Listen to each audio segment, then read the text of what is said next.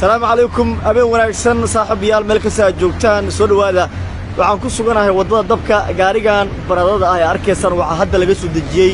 oo saaraa saaxiib qaaliya oo taqaanaan oo wajigiisa ay tusi doono baabajay oo maalmahan aad ogtihiin social media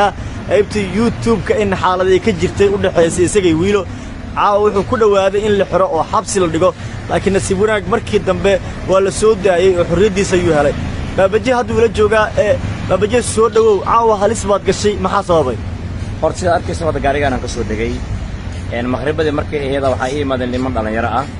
waxay dhaheen arrin baarabnaan aan kala hadalnaan waxa ay xayeysiin waxyaabaha si u baahan yihiin markii ay meel geeyeen waxay handadeen in arrintii wiilo ay ugu haysteen ee waliba ay jiljireen ay jaakada jag iga siiyeen xataa mid ka mid ah baakoorto jag iga siiyay oo ay ballan qaaday in xabsi aniga la geenayo oo la xiraayo ee waliba qol igeliyeen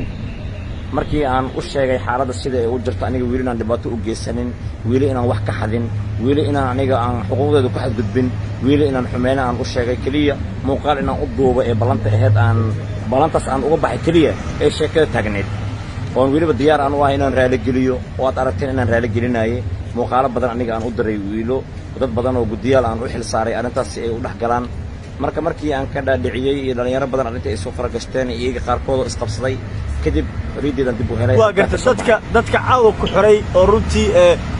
meesha joogta ka kaxeeyay gaadiidka watay ma hubeysnaayeen ma askar bay ahaayeen maxay kula ekaan dhalinyaro caadi ahaayeen askar ma ahayn dhalinyaro caadi ahaayeen waxay wateen bistooladay wateen aniga meel ay ka imaadeen ma sheegi karo wajiga taas fiican uma arkin markii aan qalqalay oo aan cabsaday iyo qofka sigeliyeenna لكن waxaan isday caawimo ku dili rabaan wax jirdil oo lagu geystay ma jirin maya kaliya waa jaakada jag iga siiyay midna baakoorto jag iga siiyay markaas waa dhacday waa dhacay mid kale taa wuxuu yirnay ninkan dhibaato u geysanin kaliya inaan su'aalo weydiino meeshan u keenay hadii anaga waxaan karna aan ka waanino meeshan noo seexdo waa gartaageeraasha marka wiilo maxaa leeyahay marka ugu dambeyn taageeraasha wiilo waxaan leeyahay aniga dhibaato hay geysanina aniga wiilo waa walaashayda waan jeclahay oo qof aniga igu weyn anina xumeeyo mar wax kasta ku qancaysan oo sameeyaan diyaar u ahay لكن أنا قلت يلا دباتين أنا قف دولة كتير سنمي قف نعكر من جرنا مي وحنا سكايلن شعب يلا دباتين نكال يلا دباتين جواد أنا وقرتن والوجرة قرتن والوجرة وحنا رالك هاي واحد بيكون عشان نسميه baabajay adoo maasan yahay saaxiibayaal saaxiibkii baabajay waxa oo runtii ka hadlay dareenkiisa iyo caaw wixii ku dhacay dabkan joognaa hadda uu nala joogaa uu nala baashaalaya shaah uu nala cabaya waxaan rajaynaynaa in arrinta u dhaxaysay sidii wiil la dhameeyo salaamu calaykum waraxmatullahi wabarakaatuh waxaan ku xirayaa muuqaalka sheer garay la wadaag saaxiibadaada adigoo tala siinaya baabajay